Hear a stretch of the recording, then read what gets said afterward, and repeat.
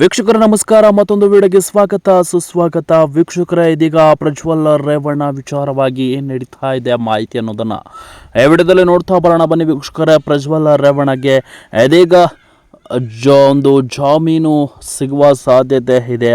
ಏನು ವಿಚಾರ, ಎಲ್ಲ ವಿಚಾರದ ಕ್ಲಾರಿಟಿಯನ್ನು ವಿಡಿಯೋದಲ್ಲಿ ನೋಡ್ತಾ ಹೋಗೋಣ ಬನ್ನಿ. ಒಂದು ವಿಡಿಯೋ ನೋಡೋಕ್ಕೂ ಮೊದಲು ನೀವು ನಮ್ಮ ಚಾನಲ್ಗೆ ಸಬ್ಸ್ಕ್ರೈಬ್ ಆಗಿಲ್ಲ ಅಂದರೆ ಕೂಡಲೇ ಸಬ್ಸ್ಕ್ರೈಬ್ ಆಗಿ, ಹಾಗೆ ಪಕ್ಕದ ಬೆಲ್ ಐಕನ್ ಕ್ಲಿಕ್ ಮಾಡ್ಕೊಳ್ಳಿ ವೀಕ್ಷಕರೇ. ಎಸ್ ವೀಕ್ಷಕರೇ, ಬಿಗ್ ಅಪ್ಡೇಟ್ಸ್ ಅಂತಲೇ ಹೇಳ್ಬೋದು. ಅಜ್ಜಿಯನ್ನು ನೋಡಲು ಬರುವ ಪ್ರಜ್ವಲ್ ರೇವಣ್ಣ ಸಾಧ್ಯತೆ ಹೆಚ್ಚಾಗಿ ಕಾಣ್ತಾ ಇದೆ. ಸೊ ಇದೊಂದು ಸಿಕ್ಕಿದ್ರೆ ಮೊಮ್ಮಗನ ಆಚೆ ಬರೋದು ಫಿಕ್ಸ್ ಆಗಿರುವಂಥ ವಿಚಾರ. ಎಸ್ ವೀಕ್ಷಕರೇ, ಇದೀಗ ಮಾಜಿ ಪ್ರಧಾನಿ HD ದೇವೇಗೌಡರವರ ಪತ್ನಿ ಚೆನ್ನಮ್ಮ ಅವರು ಆರೋಗ್ಯದ ಸಮಸ್ಯೆಯಿಂದ ಇದೀಗ ಆಸ್ಪತ್ರೆಗೆ ದಾಖಲಾಗಿದ್ದಾರೆ. ಈ ವಿಚಾರವಾಗಿ ಪೆರೋಲ್ನಲ್ಲಿ ಅರ್ಜಿ ಹಾಕುವ ಸಾಧ್ಯತೆ ಇದೆ. 15 ದಿನಗಳ ಕಾಲಾವಕಾಶ ಪ್ರಜ್ವಲ್ ರೇವಣ್ಣ ಹೊರಬರುವ ಸಾಧ್ಯತೆ ಕೂಡ ಹೆಚ್ಚಾಗಿ ಕಾಣ್ತಾ ಇದೆ ಅಂತ ಹೇಳಿ ಮೂಲಗಳ ಮಾಹಿತಿ ಸಿಕ್ಕಿರುವಂಥದ್ದು.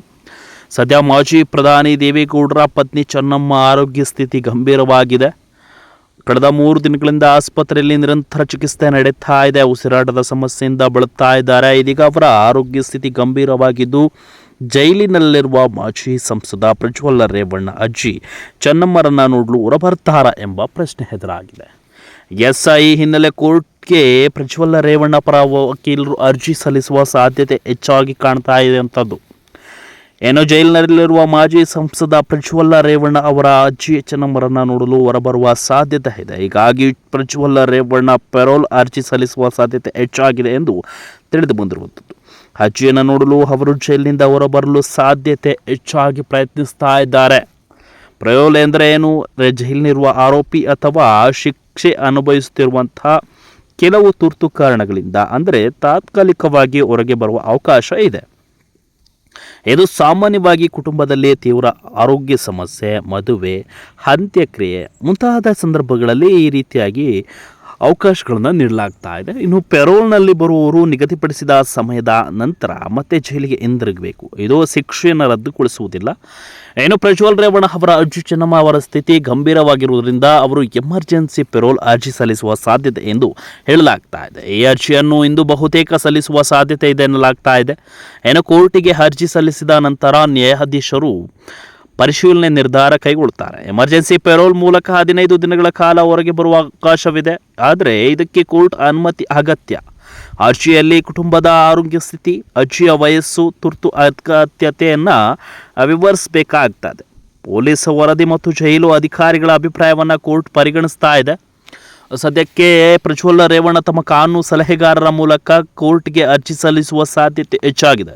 ಅರ್ಜಿಯ ಗಂಭೀರ ಸ್ಥಿತಿಯನ್ನು ಆಧಾರವಾಗಿಟ್ಟುಕೊಂಡು ಈ ಅರ್ಜಿ ಬರುವ ಸಾಧ್ಯತೆ ಇದೆ. ಈಗಾಗಲೇ ಕುಟುಂಬದಿಂದ ಈ ಬಗ್ಗೆ ಚರ್ಚೆ ನಡೆಯುತ್ತಿರುವುದಾಗಿ ತಿಳಿದು ಬಂದಿರುವಂಥದ್ದು. ಪೆರೋಲ್ ನೀಡುವಾಗ ಕೋರ್ಟ್ ಕೆಲವು ಷರತ್ತುಗಳನ್ನು ಹಾಕ್ತಾ ಇದೆ. ಉದಾಹರಣೆಗೆ ನಿಗದಿತ ಸಮಯಕ್ಕೆ ಮತ್ತೆ ಜೈಲಿಗೆ ಹಿಂದಿರುಗುವುದು, ಪೊಲೀಸ್ ಸ್ಟೇಷನ್ನಲ್ಲಿ ನಿತ್ಯ ಸಹಿ ಹಾಕುವುದು, ಯಾವುದೇ ಹೊಸ ತೊಂದರೆ ಉಂಟು ಮಾಡದಿರುವುದು, ಪ್ರಯಾಣ ಮತ್ತು ತಂಗುವ ಸ್ಥಳಗಳ ಮಾಹಿತಿ ನೀಡುವುದು. ಸದ್ಯ ಪ್ರಜ್ವಲ್ ರೇವಣ್ಣ ಗಂಭೀರ ಆರೋಪಗಳ ಹಿನ್ನೆಲೆಯಲ್ಲಿ ಜೈಲಿನಲ್ಲಿದ್ದಾರೆ. ಈಗ ಅವರ ಅಜ್ಜಿ ಚೆನ್ನಮ್ಮ ಅವರ ಆರೋಗ್ಯ ಸಮಸ್ಯೆ ಕುಟುಂಬಕ್ಕೆ ದೊಡ್ಡ ಆಘಾತವನ್ನುಂಟು ಮಾಡಿರುವಂಥದ್ದು. ಸೊ ಅಜ್ಜಿಯನ್ನು ನೋಡುವ ಆಸೆಯಿಂದ ಪೆರೋಲ್ ಅರ್ಜಿ ಸಲ್ಲಿಸುವ ಸಹಜವಾಗಿರುವಂಥ ಈ ಒಂದು ಕಾನೂನು ತಜ್ಞರು ಹೇಳ್ತಾರೆ. ಆದರೆ ಕೋರ್ಟ್ ಈ ವಿಷಯವನ್ನು ಎಲ್ಲ ಆಯಾಮಗಳಿಂದ ಪರಿಶೀಲಿಸಿ ನಿರ್ಧಾರವನ್ನು ಕೈಗೊಳ್ಳಬೇಕಾಗುತ್ತೆ. ಸದ್ಯಕ್ಕೆ ಪೆರೋಲ್ನಿಂದ ಆಚೆ ಬರುವ ಪ್ರಜ್ವಲ್ ರೇವಣ್ಣ ಕುತೂಹಲಕಾರಿ ವಿಚಾರ ಅಂತಲೇ ಹೇಳ್ಬೋದು. ಸೊ ಲೈಂಗಿಕ ಪ್ರಕ್ರಿಯೆಗೆ ಸಂಬಂಧಪಟ್ಟಂತೆ ಲೈಂಗಿಕತೆಯ ಅತ್ಯಾಚಾರ ಆರೋಪ ಪ್ರಜ್ವಲ್ ರೇವಣ್ಣ ಮೇಲೆ ಇತ್ತು. ಸೊ ಈ ವಿಚಾರಕ್ಕೆ ಸಂಬಂಧಪಟ್ಟಂತೆ ಪ್ರಜ್ವಲ್ ರೇವಣ್ಣ ಜೈಲಿನಲ್ಲಿದ್ದಾರೆ. ಸೊ ಸದ್ಯಕ್ಕೆ ಪ್ರಜ್ವಲ್ ರೇವಣ್ಣಗೆ ಒಂದು ಶಿಕ್ಷೆಯಲ್ಲಿ ಗುರಿಯಾಗಿದ್ದಾರೆ. ಈ ಮೂಲಕ ಅವರ ಅಜ್ಜಿ ದೇವೇಗೌಡರವರ ಪತ್ನಿ ಚೆನ್ನಮ್ಮ ಅವರ ಆರೋಗ್ಯ ಸ್ಥಿತಿ ಗಂಭೀರವಾಗಿರುವಂಥ ವಿಚಾರ ಎಲ್ಲರಿಗೂ ಗೊತ್ತಿರುವಂಥದ್ದು. ಸೊ ಅವರು ಆಸ್ಪತ್ರೆಗೆ ದಾಖಲಾಗಿದ್ದಾರೆ. ವಿಚಾರವನ್ನು ಇಟ್ಟುಕೊಂಡು ಇವತ್ತು ಪೆರೋಲ್ನಲ್ಲಿ ಅರ್ಜಿ ಹಾಕುವ ಸಾಧ್ಯತೆ ಇದೆ. ಪ್ರಜ್ವಲ್ ರೇವಣ್ಣ ಈ ವಿಚಾರದಿಂದ ಒಂದು 15 ದಿನಗಳ ಕಾಲಾವಕಾಶ, ಯಾವ ಕಾಲಾವಕಾಶ ಕೊಡ್ತಾರೋ ಗೊತ್ತಿಲ್ಲ, ಅಷ್ಟು ಕಾಲಾವಕಾಶದ ಒಳಗೆ ಪ್ರಜ್ವಲ್ ರೇವಣ್ಣ ಹೊರಬರುವ ಸಾಧ್ಯತೆ ಹೆಚ್ಚಾಗಿ ಕಾಣ್ತಾ ಇರ್ಬೋದು. ಸೊ ಇದು ಅವಕಾಶ ಇದೆ. ಕಾನೂನಿನಲ್ಲಿ ಅವಕಾಶ ಇರುವಂಥದ್ದು. ಸೊ ಈ ವಿಚಾರಕ್ಕೆ ಸಂಬಂಧಪಟ್ಟಂತೆ ಅರ್ಜಿ ಸಲ್ಲಿಸುವ ಅವಕಾಶ ಹೆಚ್ಚಾಗಿದೆ. ಸೊ ಪೆರೋಲ್ನಲ್ಲಿ ಅರ್ಜಿ ಸಲ್ಲಿಸಲು ಇನ್ನೇನು ರೆಡಿ ಆಗ್ತಾ ಇದ್ದಾರೆ ಅವರ ವಕೀಲರು. ಸದ್ಯಕ್ಕೆ ಪ್ರಜ್ವಲ್ ರೇವಣ್ಣ ಅವರ ವಕೀಲರು, ಕಾನೂನು ಸಲಹೆಗಾರರು ಈ ಒಂದು ತೀರ್ಮಾನವನ್ನು ತೆಗೆದುಕೊಂಡಿದ್ದಾರೆ. ಸದ್ಯಕ್ಕೆ ಇವತ್ತೇ ಅರ್ಜಿಯನ್ನು ಸಲ್ಲಿಸಲಿದ್ದಾರೆ. ಸೊ ನ್ಯಾಯಾಧೀಶರು ಏನು ತೀರ್ಮಾನವನ್ನು ತೆಗೆದುಕೊಡ್ತಾರೆ, ಅವಂಥ ಆಯಾಮಗಳನ್ನು ಏನು ರೂಪಿಸ್ತಾರೆ ಅನ್ನೋದನ್ನು ಕಾದು ನೋಡಬೇಕು. ಸದ್ಯಕ್ಕೆ ಪ್ರಜ್ವಲ್ ರೇವಣ್ಣ ಈ ಒಂದು 15 ದಿನಗಳ ಕಾಲಾವಕಾಶ ಹೊರಗೆ ಬರುವ ಸಾಧ್ಯತೆ ಹೆಚ್ಚಾಗಿ ಕಾಣ್ತಾ ಇದೆ ಅಂತಲೇ ನೋಡ್ಬೋದು. ಸದ್ಯಕ್ಕೆ ಚೆನ್ನಮ್ಮ ಅವರ ಆರೋಗ್ಯ ಸ್ಥಿತಿಯ ಬಗ್ಗೆ ವಿಚಾರವಾಗಿ ಇಟ್ಟುಕೊಂಡು ಇವತ್ತು ಪೆರೋಲ್ನಲ್ಲಿ ಅರ್ಜಿಯನ್ನು ಹಾಕ್ತಾ ಇದ್ದಾರೆ. ಸದ್ಯಕ್ಕೆ ಚೆನ್ನಮ್ಮ ಅವರು ಮಣಿಪಾಲ್ ಆಸ್ಪತ್ರೆಗೆ ದಾಖಲಾಗಿರುವಂಥದ್ದು. ಸೊ ಅವರು ಇದೀಗ ಆರೋಗ್ಯವಾಗಿದ್ದಾರೆ, ಸ್ವಲ್ಪ ICUನಲ್ಲಿ.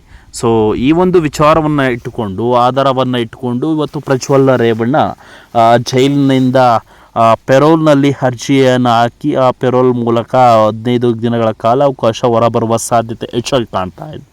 ಸೊ ನೋಡೋಣ ಏನು ಆಗುತ್ತೆ ದಿನದ ಬೆಳವಣಿಗೆ ಅಂತ. ಸೊ ಇದೀಗ ಸದ್ಯಕ್ಕೆ ಚೆನ್ನಮ್ಮ ಅವರ ಆರೋಗ್ಯದಲ್ಲಿ ಸಮಸ್ಯೆ ಹೆಚ್ಚಾಗಿರ್ಬೋದು, ಏಕೆಂದರೆ ವಯಸ್ಸಾಗಿರುವ ಕಾರಣ ಅಂತ ಕಾಯಿಲೆಗಳು. ಸೊ ಹಾಗಾಗಿ ಸ್ವಲ್ಪ ಸುಧಾರಿಸ್ಕೊಂಡಿದ್ದಾರೆ, ಚೇತರಿಸ್ಕೊಂಡಿದ್ದಾರೆ. ಸೊ ನೋಡೋಣ ಏನಾಗುತ್ತೆ ಬೆಳವಣಿಗೆ ಅನ್ನೋದನ್ನು. ಸದ್ಯಕ್ಕೆ ಆರೋಗ್ಯದಿಂದ ಸುಧಾರಿಸ್ಕೊಂಡು ಸ್ವಲ್ಪ ಡಿಸ್ಚಾರ್ಜ್ ಆಗಿರಬಹುದು ಚೆನ್ನಮ್ಮ ಅವರ ಮಾಹಿತಿ ಸಿಗ್ತಾ ಇರುವಂಥದ್ದು. ಸದ್ಯಕ್ಕೆ ಪೆರೋಲ್ನಲ್ಲಿ ಅರ್ಜಿ ಹಾಕಿ ಇವತ್ತು ಹೊರಬರುವ ಸಾಧ್ಯತೆ ಪ್ರಜ್ವಲ್ ರೇವಣ್ಣ ಅವರಿಗೆ ಸಿಗಬಹುದು ಅವಕಾಶ ಅನ್ನೋದನ್ನು ಮುಂದಿನ ದಿನಗಳಲ್ಲಿ ನೋಡ್ತಾ ಹೋಗೋಣ. ಸೊ ಯಾರೆಲ್ಲ ಪ್ರಜ್ವಲ್ ರೇವಣ್ಣ ಅವರನ್ನು ಬಗ್ಗೆ ಈ ಒಂದು ವಿಚಾರದ ಬಗ್ಗೆ ಮಾಹಿತಿಯನ್ನು ನೋಡ್ತಾ ಇರ್ತೀರಿ, ತಪ್ಪದೆ ಈ ವಿಡಿಯೋಗೆ ಒಂದು ಲೈಕ್ ಮಾಡ್ಕೊಳ್ಳಿ, ಹಾಗೆ ವಿಡಿಯೋನ ಶೇರ್ ಮಾಡ್ಕೊಳ್ಳಿ. ನೀವು ಕೂಡ ನಮ್ಮ ಚಾನಲ್ಗೆ ಹೊಸವಾಗಿ ನೋಡ್ತಾ ಇದ್ದರೆ ವಿಡಿಯೋಗೆ ಸಬ್ಸ್ಕ್ರೈಬ್ ಆಗಿಲ್ಲ ಅಂದರೆ ಈ ಕೂಡಲೇ ಸಬ್ಸ್ಕ್ರೈಬ್ ಮಾಡ್ಕೊಳ್ಳಿ, ಪಕ್ಕದ ಬೆಲ್ ಐಕನ್ ಕ್ಲಿಕ್ ಮಾಡ್ಕೊಳ್ಳಿ ಅಂತ ಹೇಳ್ತಾ ವಿಡಿಯೋನ ಮುಗಿಸ್ತಾ ಇದ್ದೀನಿ ವೀಕ್ಷಕರೇ. Thank you.